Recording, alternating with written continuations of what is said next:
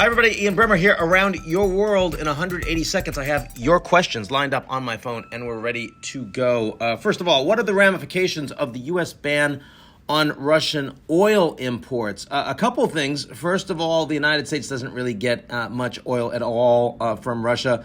Oil product is a different story. Interesting to see where exactly that lands.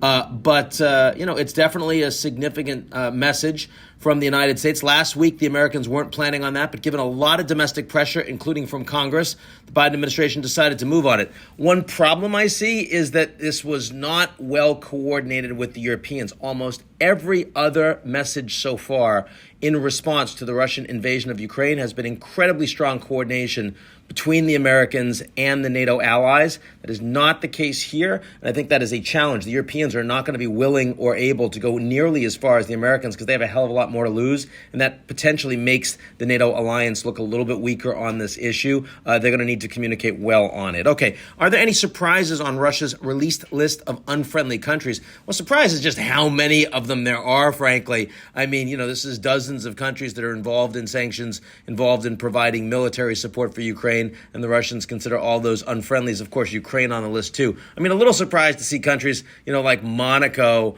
and Switzerland on that list because historically neutral, and the Russians do an awful lot of business there. I will say that I think a lot more needs to be done in terms of the oligarchs. About half of their wealth is held outside of Russia, and it's not just the UK. It's also places like Cyprus. We've seen very, very little movement to actually squeeze and freeze a lot of those assets. They could be doing a lot more. It's an area that I'm going to be watching closely over the coming days. Also, is President Xi facing a hard wartime choice for China? Not in his view. In his view, I mean, he's got Chinese media that are actually embedded with Russian soldiers fighting on the ground in Ukraine. Strict censorship regime, nothing pro-Ukrainian, nothing anti-Russian in terms of the war on the ground in China. The Chinese strategically are aligned very much with the Russians here and not with the United States and the West. Now, they want to portray themselves as being more neutral, being more constructive. You can still do business with the Chinese, but the reality is, and they very much would like to see a negotiated settlement to this conflict. They don't want a second Cold War.